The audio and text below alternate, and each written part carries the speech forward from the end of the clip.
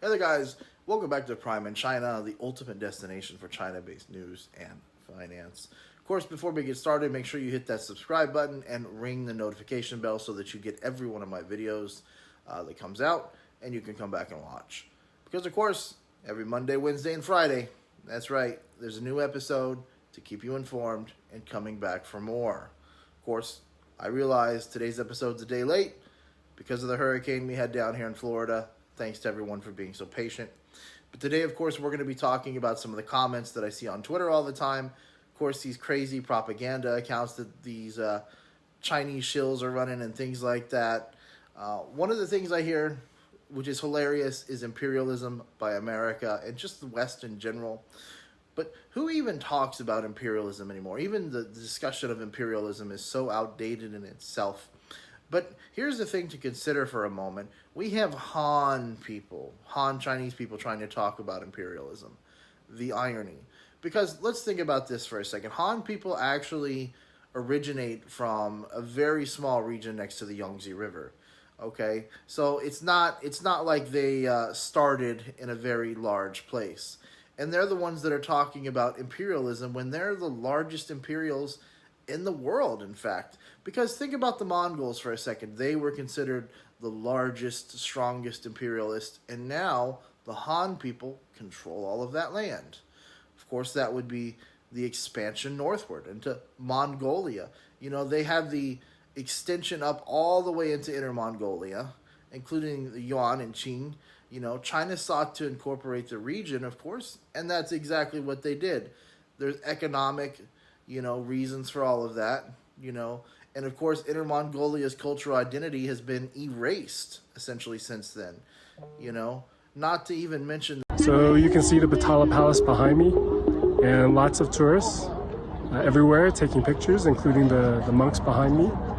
But also you can see in the square that there are obvious signs of who is in charge now. You see that behind me are Xi Jinping, Hu Jintao, Deng Xiaoping, and various other Chinese leaders.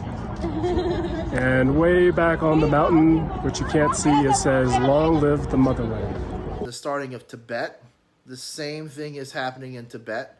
The dynasties back in the day wanted to take over Tibet, and that's exactly what they did. You talk about the incorporation of Tibet into the People's Republic of China just in the mid-20th century, Of course, caused cultural, political tensions and things like that, and that's not even that long ago. But you think about Hong Kong, a colony to a special administration region, of course, the British colonial rule and its eventual handover to China in 1997 didn't stop them or slow them down. Today, China is fighting to take Hong Kong now.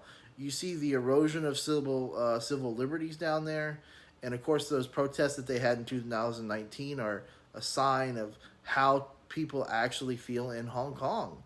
But it doesn't change anything. China is ignoring the current signed agreement and moving on. They're still trying to take Hong Kong. But let's not even get started about countries like Taiwan. Now, we know that the war happened and things like that, but quite obviously there were native people that lived in Taiwan long before the Han Chinese people even tried to, claim it. So why are they the ones that are talking about imperialism, when they have more land disputes than any country that we have seen in modern day history? Let's not even go about the South China Sea. Let's just talk about the simple fact that, they have land disputes. We're not even talking about the ocean, but land disputes with India, Japan, Vietnam, the Philippines, Malaysia, Russia even, Taiwan. I mean, really, America, we're the imperialists today? It's pathetic to see that China is talking about how the Western world are the imperialists when they have conquered all the way up north as far as they can go to Russia, and they want land disputes with Russia. And then they're talking about us, America, being imperialist, even though they have conquered all the way as far south as Hong Kong and are forcing people, to Cantonese people to only speak Mandarin in their country. And then, of course, they want Taiwan too. And then they want parts of the Philippines. They want parts of Japan. They want parts of Malaysia. Think about that for a second here. And they're calling everyone else the imperialist? Is that really that logical? If China wants to be a player in the world globally, a global power, they're going to have to wake up and start looking at the truth, because you're not fooling anyone with propaganda.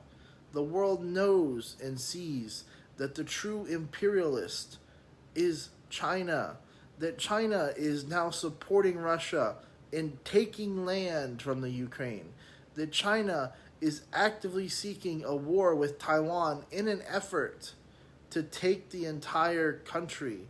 As long as there is no intervention between the Western world and Taiwan, they would have already taken it had they thought that nothing would happen. Okay? So wow, when I see these talks of the Western imperialist, it really makes me think, are you serious? Because look at where you're sitting. You're sitting in a place right now probably that was taken by your country from someone else.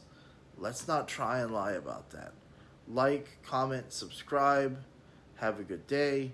Thank you to all my donations that I received on my last video. It really is greatly appreciated. Thank you guys. Love you so much.